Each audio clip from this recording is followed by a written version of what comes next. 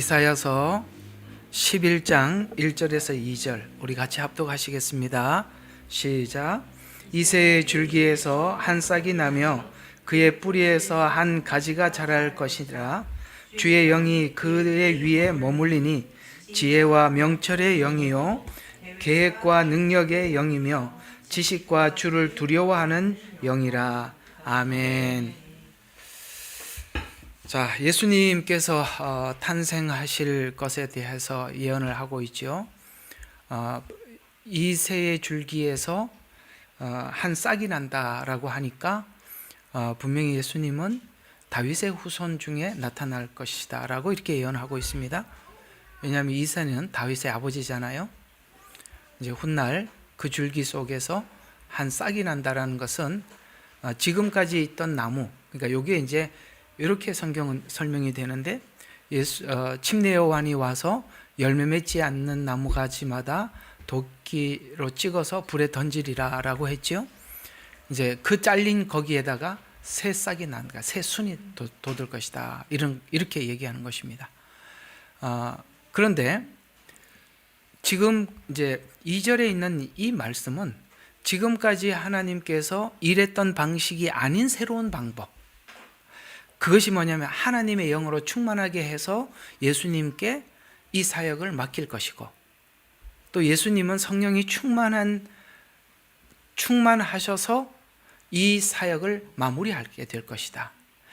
이해가 가죠? 한 싹이 난다. 예수님의 출생입니다. 그분은 오직 성령을 따라서 사역을 하고 성령을 따라서 사역을 마무리하는데, 그 절정이 어디냐면 바로 겟세마네 동산에서 자기가 원하는 것, 예수님 자신이 원하는 것과 하나님이 원하는 것 사이에서 자기를 내려놓고 하나님의 것을 따라가는데, 이게 성령의 영, 오늘 여기 2절에 보면 하나님의 영의 인도함을 받아서 속죄 사역을 아름답게 마무리하게 될 것이다, 이렇게 이제 이사야가 예언하는 셈이죠.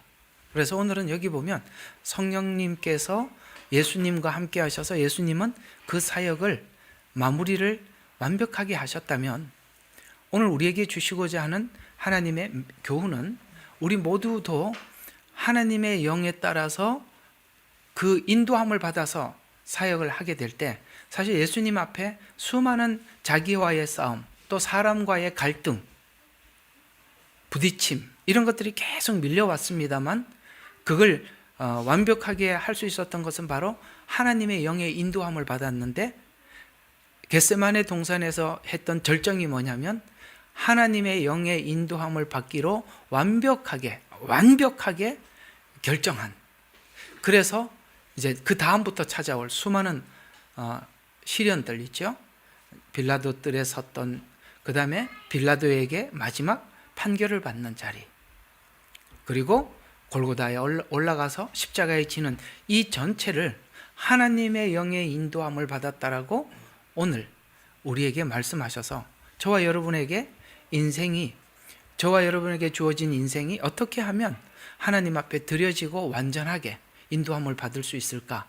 그건 바로 성령의 인도함을 받는 것인데, 그 인도함 속에서 충만함을 받게 된다면 이제 예수님과 같이 그런 생애를 우리가 살아갈 수 있다라고 이렇게 정리를 할 수 있는 이야기가 오늘 11장 1절과 2절에 있는 말씀인데, 우리가 몇 가지 한번 이 내용을 주제로 함께 나눠보려고 하는 것입니다. 자, 일단 우리가 좀 사람들이 성령 충만이라는 말을 할 때 그 마음속에 나름대로 사람들이 이런 게 성령 충만이야 라고 꺼내놓는 말들이 오늘 여기 성경을 따라서 성령 충만이라고 말하는 것과 과연 같은가 라는 부분을 먼저 우리가 한번 정리해 볼 필요가 있는 것이죠.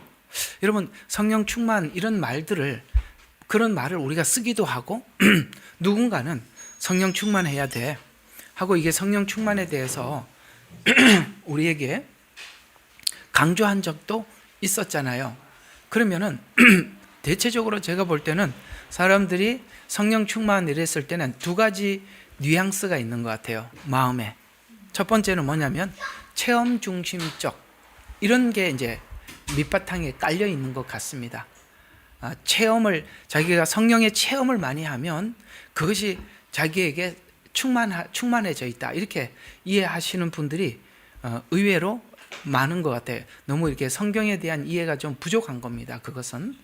그래서 예를 들어서 내가 방언이 터졌다, 혹은 내가 예언을 한다, 하나님께서 나에게 어떤 질병을 고쳐주셨다, 혹은 내가 또 상대방 기도를 했는데 누군가가 내 기도에 의해서 어떤 질병이 고쳐졌다, 이런 거. 그 다음에 내가 어떤 막 기도를 하는데 굉장히 이렇게 감정적으로 충만해졌다. 그 다음에 내가 기도 중에 하나님께서 남들이 느끼지 못하는 뜨거운 어떤 체험을 했다. 이런, 쉽게 말해서 체험 중심적, 이렇게 뭔가를 체험을 하고 나면 그것이 성령 충만으로 이렇게 이해를 하는 분들이 계십니다. 또 어떤 분들은 사역 중심적 성령 충만을 이해하시는 분들도 계세요. 예를 들어서 대중 앞에 외치고, 혹은 선교지에 한번 갔다 오면은 이렇게 쭉 떨어졌던 어떤 신앙이 이렇게 쭉 충만해서 돌아오는 것 같고. 왜요?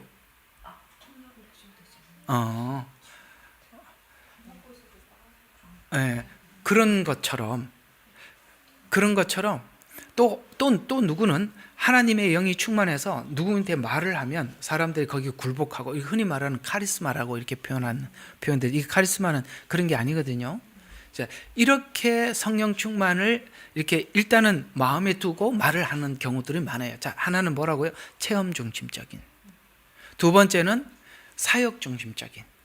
전도를 혹은 선교지를 다녀오고 그러면은 충만해 있다가 충만을 잘 유지하려고 애를 쓰다가 또 뚝 떨어지면 또 선교지 한번 갔다 오고 이렇게 해서 충만을 채워나가는 것 같은 이런 이야기들을 하는데, 이건 오늘 여기 이사야서 11장 2절 말씀하고 대입을 지켜보면 이거 전혀 이 이야기하고는 전혀 안 맞는구나 라는 것을 오늘 알게 될 것입니다. 그래서 일단은 이렇게 이야기하시는 분들은 성경이 말하고 있는 성령 충만에 대한 이해가, 일단은 성경적 이해가 부족하고 체험이 중심이 되어서 성령 충만을 이렇게 진단하고 외치는 것이니까, 일단은 그 부분은 우리가 좀 뒤로 물러놓고 오늘 여기 2절에서 말하고 있는 성령의 사역이 뭔지를 보자는, 이게 성령의 사역이 우리 안에 충만할 때 그것이 성령 충만이거든요.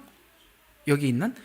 그래서 성령의 능력이란, 이제 일단은 전체를 한번 이제 성령의 능력에 대한 그림을 하나 그려놓고, 여기 있는 뭐 지혜의 영이 쭉 나오잖아요. 주의 영이 지혜의 영, 명철의 영, 계획과 능력의, 그다음에 이런 말들이 쭉 나오니까 이제 그거는 좀 보도록 하고요. 자, 이렇게 좀 일단은 정리를 해놓고 들어가면 좋을 것 같습니다. 성령의 능력이란 오늘 11장에 보면 하나님을 아는 것. 근데 하나님을 아는 것에서 가장 중요한 것은 뭐냐면 하나님의 성품을 아는 게 하나님을 아는 것에서 가장 중요해요.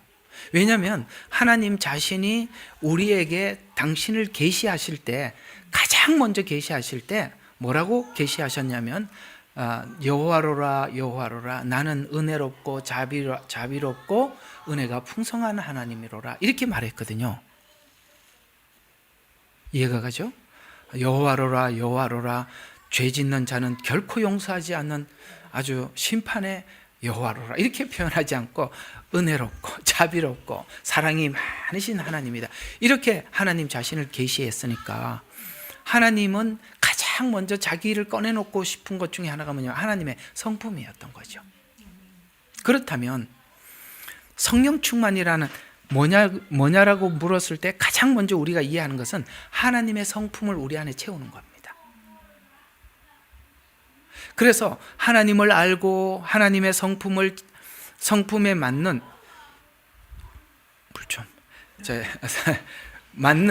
여기 저 가지러 갔네. 자, 인생을 살게 하는 능력이에요. 그러니까 하나님의 성품을 알고 하나님의 성품에 맞는 그분과 이렇게 함께 동행하는 그런 인생을 살게 하는 능력이다라는 것입니다. 근데 우리가 다들 그렇게 살고 싶지요. 주님의 성품을 알고 주님과 함께 동행하며 살고 싶지요. 근데 누가 자꾸 방해하죠? 우리 주변에 있는 일들이 우리가 하나님께 그렇게 살아가고 싶은 우리들을 자꾸 이렇게 발목을 잡는 거거든요. 그래서 오늘도 예수님께서 사실 이 십자가 길을 걷는데 수많은 장애물들이 쭉 기다리고 있었습니다. 그렇죠? 유혹이 있잖아요. 거기서 사람들에게 그렇게 모욕을 당할 때 여러분 얼마나 사람 모욕을 많은 사람들 중간에다 세워놓고 그 모욕을 주는 것처럼 처절한 게 없어요. 그 대체적으로 모욕을 당하는 것과 죽음을 선택하려면 사람들은 대부분 죽음을 선택하고 싶다고 할 만큼 모욕은 견디기 어려운 거예요. 근데 그걸 넘어가야 예수님은 몸이 십자가의 제물이 되셔야 되잖아요. 여기서 그냥 뭘 이렇게 빵 터지면 안 되잖아요. 그걸 지나가야 되잖아요. 그걸 지나가는 능력이 성령의 충만이라는 거예요. 그러니까 주님과 더불어 살고는 싶지만 방해가 너무 많단 말이에요. 사람의 모욕이 있고 또 조금 있으면 뭡니까? 사람이 또 예수님을 버리잖아요. 이게 얼마나 비참한 일입니까? 모욕당하고 사람들한테 버림을 당하고 이런 일들이 일어난단 말이죠. 그런데 이것을 견디는 능력을 성령 충만이라고 해요. 여기 이제 영들의 이야기를 들어보면 성령이 지혜의 영 뭐 이런 말들이 무슨 뜻인지 알고 나면 이걸 채워놓으면 사람들에게 휘둘리지 않고 사람들이 뭘 하든지 예를 들어서 모욕을 하든지 나를 버리든지 상관없이 주의 길을 꿋꿋이 가게 되는 거구나. 이걸 이제 알게 될 거예요. 이게 성경은 사실 성령 충만이라고 말하고 있거든요. 그러니까 우리가 이 성령 하려고 해야 하는 이유는 뭐냐면 주님과 함께 끝까지 가기 위함이에요. 그러려면 사람들의 방해가 너무 심해. 그러면 인간의 왜곡됨, 그 다음에 사람들과의 관계 속에 있는 상처 이런 걸로 인해서 우리는 사실 자멸해버리거든. 스스로 그냥 포기해버리고 만다. 그러면 하다 보면 참 우리게 그렇습니다. 이게 주의 일을 하다 보면 중간에 포기하고 싶을 때가 사람 때문에 오는 경우가 너무 많단 말이에요. 근데 그걸 계속 가는 거예요. 또 우리가 흔히 사명자라 할지라도 인간의 왜곡된 성품들을 몇 번 당하고 나면 이게 섬기는 사역자가 되려고 했다가 방어적인 사역자가 되든지 아니면 사역을 포기하게 된단 말이에요. 그러니까 방어적 사역자라는 게 뭔지 알죠? 예, 사람을 수용을 못하는 거예요. 이게 뭘 하면은 경계부터 하는 거예요. 우리가 사역자들이 누가 경계하는 사역을 하려고 누가 시작했겠습니까? 품고 섬기려고 시작했지만 그 마음이 자꾸 이제 돌아서는 거거든요. 그걸 지켜내는 힘은 성령 충만 이외에는 방법이 없어요. 사람이 아무리 자기가 선천적으로 태어나서 선천적으로 좋은 사람이라 할지라도 그걸 견디기는 어렵습니다. 그래서 우리 오늘 여기 이사야 11장에 나오는 하나님의 영이 어떤 영인지를 하나하나 보면 우리의 이런 것들을 채워줄 겁니다. 우리의 이런 공간들을 채워주시는데 첫 번째 하나님의 영을 지혜의 영이라 이렇게 말했습니다. 그럼 이 지혜의 영은 뭐냐 이거죠. 지혜의 영은 이런 겁니다. 하나님의 관점으로 세상을 꿰뚫어 보는 능력이에요. 짧지만 강력하지요. 하나님의 시선으로 세상을 보는 눈이에요. 보통은 우리는 하나님의 관점에서 세상을 보기보다는 그냥 사람들과의 관계 속에서 그냥 세상을 풀고 사람들과 관계 속에서 이렇게 뭔가를 이해하려고 하거든요. 그러나 하나님의 관점을 딱 가지게 되면 사람들의 어떤 모함이나 뭔가에 휘둘림을 당하지 않게 되겠죠. 왜? 하나님의 관점에서 보니까. 그래서 하나님의 관점으로 세상을 꿰뚫어 보는 영으로 하나님 관점에서 무엇이 옳고 그른 건지 이해가 가요? 사람들이 이게 옳다 아무리 주장을 해도 하나님 관점에서 그 사람이 말하는 것을 무조건 믿고 받아들이는 것이 아니라 하나님의 관점에서 이거는 옳다, 이건 그러다. 그래야 분별을 가지게 돼요. 여러분 있잖아요. 하나님의 관점을 가지지 않고 사람 말만 들으면요 분별력을 잃어버려요. 이게 지혜의 영이거든요. 그러니까 무엇이 그런지 분별하는 능력으로 하나님의 뜻을 깨닫고 삶에 적용하는 능력을 가진 영으로, 지금 예수님께서는 겟세마네에서 그 지혜가 나타났었는데 인간의 감정보다는 하나님의 뜻을 선택하는 능력이었습니다. 그래서 하나님의 능력을 받으면 이 지혜의 영을 받게 되는데, 이제는 세상적 관점이 아닌 하나님의 눈으로 세상을 보는 능력을 가지게 되고, 인간들은 이것이 선하다 저것이 선하지 않다라고 지적하는 그 모든 것은 사실 다 자기 이기적인 관점에서 선과 악을 나누어 놓은 것이, 그건 하나님 관점은 아니라는 거예요. 그러니까 사람이 아무리 친한 사람이 이게 옳다 그래도 얘기는 믿지 마세요. 우리는 하나님의 관점을 가져요. 그분이 그렇게 말을 하더라도 고치려고도 하지 말고, 그러면 갈라져. 고치려고도 하지 말고 그냥 그 사람이 그렇게 말을 하면 여러분들은 하나님의 관점을 가지고 그 말을 분별을 하고 그 사람이 옳다는 말에 동조하고 휩쓸리지 말라 이 말이에요. 이게 지혜의 영이라는 거예요. 하나님의 관점에서 모든 것을 옳고 그름을 분별할 줄 아는 영. 그러면 사람들의 말에 휘둘리지 않겠죠. 이게 성령 충만이에요. 아까 성령 충만을 사람들이 이해했던 것과 많이 다르지 않습니까? 왜? 지혜의 영이라고 했거든요. 두 번째, 여기 이제 이 영이 무슨 영이라고 합니까? 명철의 영이요. 이게 다른 말로는 총명의 영이다 이렇게 표현하기도 합니다. 총명의 영이다. 이건 뭐냐면 사물을 꿰뚫어 보는 능력이에요. 아까는 지혜의 영은 하나님의 관점에서 보는 영이라면 이 총명은 사물을 꿰뚫어 보는 영이에요. 통찰력이라고 표현하죠. 이런 겁니다. 겉모습이 아닌 그 중심을 꿰뚫어 보는 능력이에요. 예수님은 항상 중심을 꿰뚫어 보면서 뭐라고 말씀하셨냐면은, 사실 예수님께서 그런 자기의 동기를 숨기고 겉으로 막 말을 하는 사람들에게 예수님의 지적을 보면 동기를 지적하시거든요. 이게 바로 총명이에요. 왜 그랬냐 이거죠.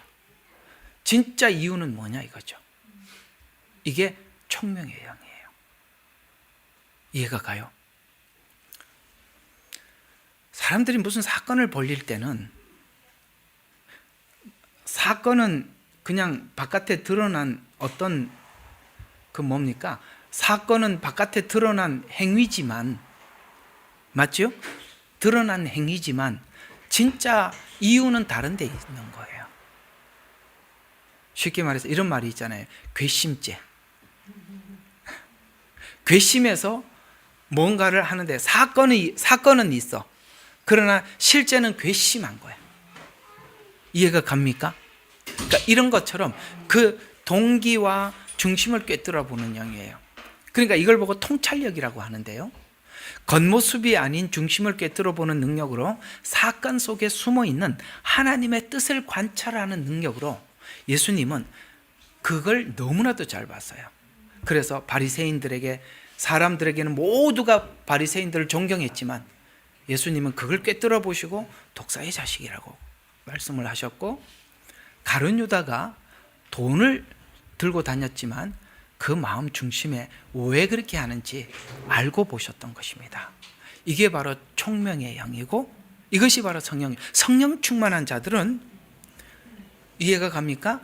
그가 왜 그렇게 하는지 그걸 통찰력 있게 그 중심을 꿰뚫어 보는 것입니다.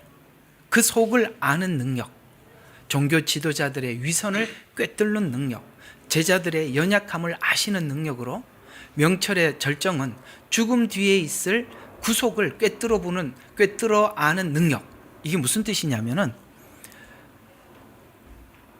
이걸 이제 이 예수님께서 십자가에 죽으실 거예요. 이제 사람들은 예수님을 십자가에 죽게 하기 위해서 내놓습니다.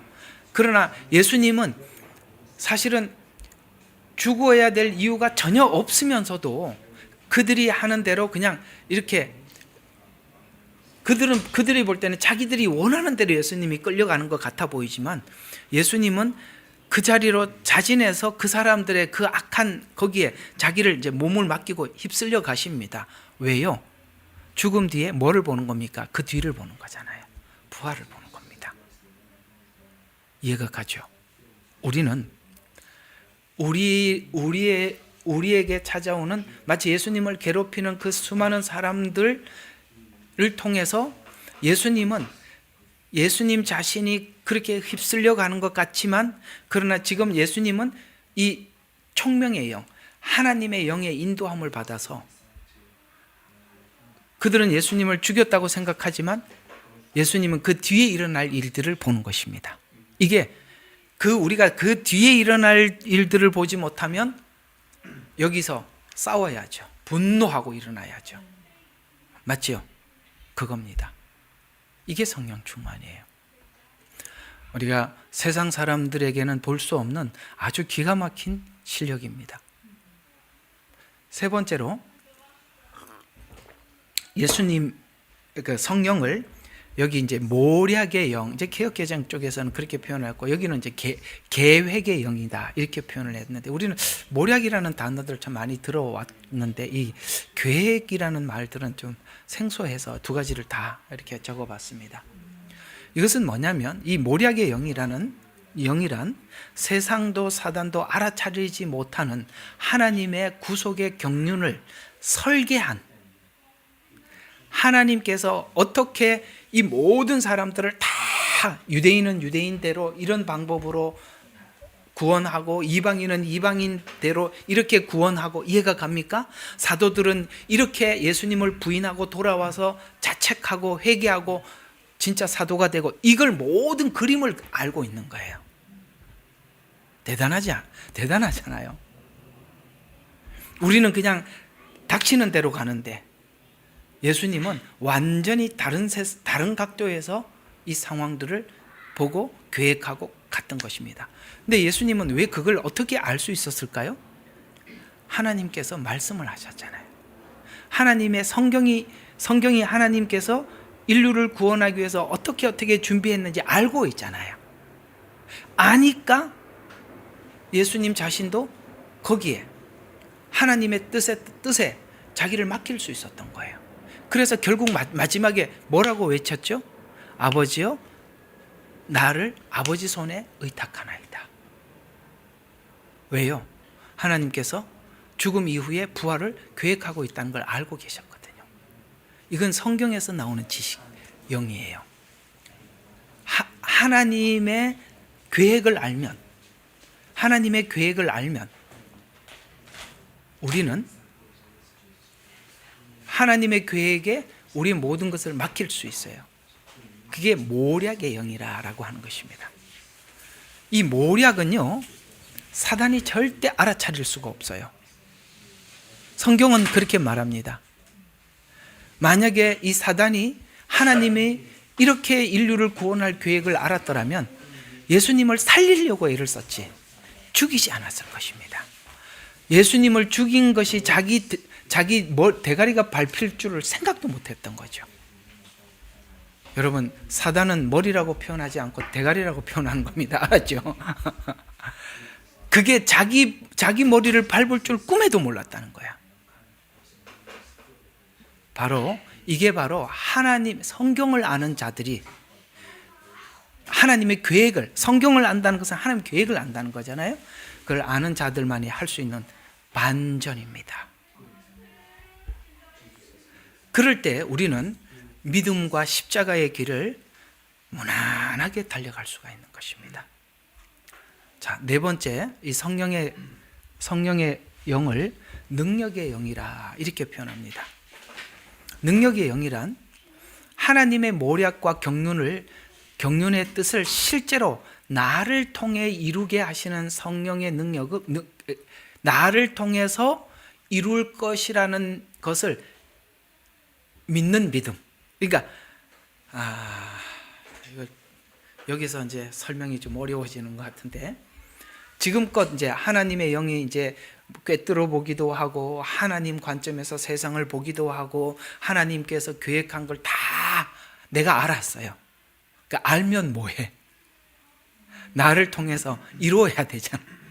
그게 능력이라는 거예요. 설명 잘했네요, 이번에. 능력의 영. 아시겠죠? 알면 뭐 하냐고. 내게 이루어지지 않으면 아무 의미가 없다는 것이죠. 그러니까 이런 것들을 모두 다 예수님은 담고 알고 있으니까 무력으로 맞서지 않고 사람들을 분노로 대하지 않고 자기를 절제하는 거예요. 이게 능력이래요. 이해가 갑니까? 맞서지 않고 절제하는 게 능력이래요. 이게 성령의 능력 안에서 나오는 능력이랍니다. 다섯 번째, 하나님의 영을 지식의 영이라 이렇게 표현했습니다. 이 지식의 영이라는 말은 호세아서에 이런 말씀이 있잖아요. 여호와를 알자 힘써 여호와를 알자. 저희가 여호와를 아는 지식이 없어서 망한다 그랬어요. 그러면 호세아에서 말하고 있는 하나님의 지식이 어떤 부분의 그러니까 어떤 하나님의 지식을 전달했는 게 호세아서 주제가 뭐죠? 그러면 여호와를 알자, 힘써 여호와를 알자라고 했으니까 호세아가 그 말을 했잖아요. 그럼 호세아서가 우리에게 전달하고자 하는 메시지에서 하나님의 지식은 뭐죠? 하나님의 긍휼, 자비. 맞습니다. 고멜과 호세아 사이에 끊임없이 고멜을 되찾아오고 끝까지 선택한 고멜을 이해가 가죠. 끝까지 함께하는 긍휼, 이겁니다. 그러니까 이 지식의 영이 뭐냐면은 이렇게 되는 겁니다. 아까 이제 서두에서 가장 서론에서 말씀드린 것처럼 하나님 여호와를 알자, 힘써 여호와를 알자는 것은 성경을 알자는 게 것이라고 알면 1차적인, 그러니까 여러분들 너무 얕게 이해하고 있는 거고요. 호세아에서 말하고 있는 건 하나님의 그 긍휼한 성품을 가지라는 거예요. 이게 지식의 영이에요. 그러니까 여러분들이 성경을 보고 성경을 배우고 하나님에 대해서 배우면 배울수록 지식이 쌓인다는 것은 하나님의 성품이 내 안에 차곡차곡 쌓여진다는 뜻이 되는 것입니다. 어디를 가도 하나님의 성품을 가진 사람들을 이길 재간은 없어요. 그게 사실은 최고예요. 자, 여섯 번째, 마지막입니다. 여호와를 경외하는 영이랍니다. 여기 보니까 주를 두려워하는 영이라, 다른 말로 경외하는 영이다라는 이야기입니다. 여러분, 하나님을 경외할 때 우리에게 나타나는 증상이 뭔지 아세요? 겸손입니다. 낮아짐입니다. 하나님을 만나면 신을 벗어. 신을 벗어라. 신을 벗어. 낮아지는 거예요. 엎드려지는 거예요. 여호와를 경외하는 영.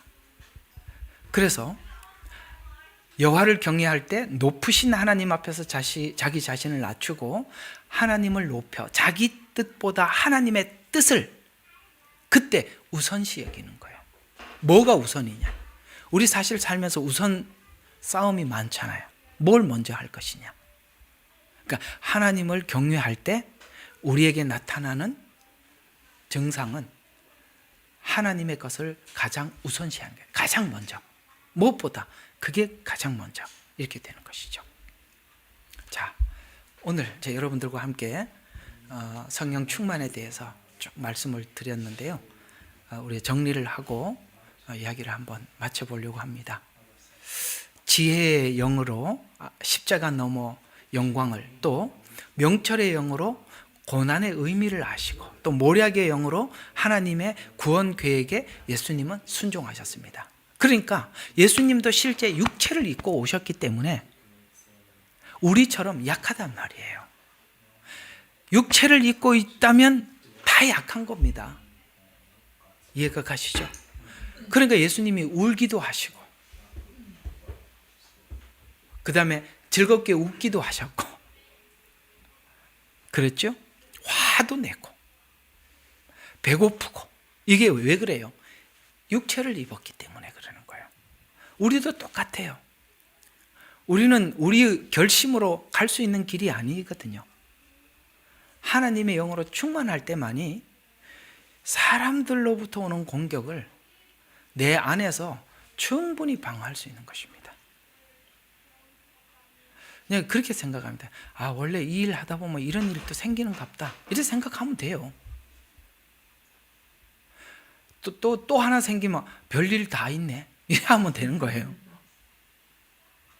아시겠습니까?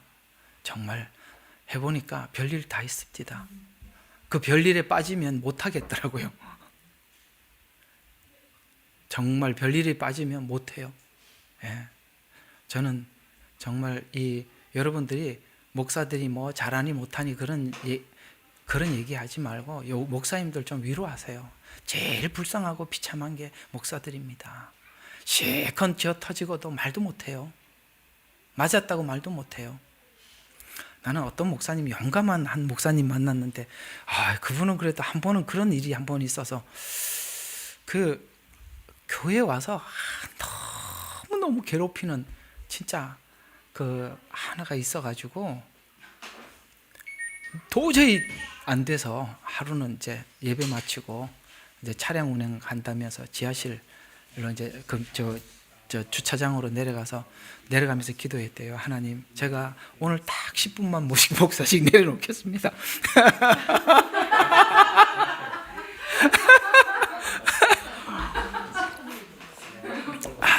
10분만 목사씩 내려놓겠습니다. 그래가지고 진짜 옛날 있던 성격 한 성격을 했더니 그 다음부터 다시는 안 그러더래요. 이게 무슨, 제가 웃자고 하는 얘기지만 사람들이 이상해요. 강함을 보여주면 수그러들어요. 근데 예수님처럼 참으면 호구처럼 여겨요.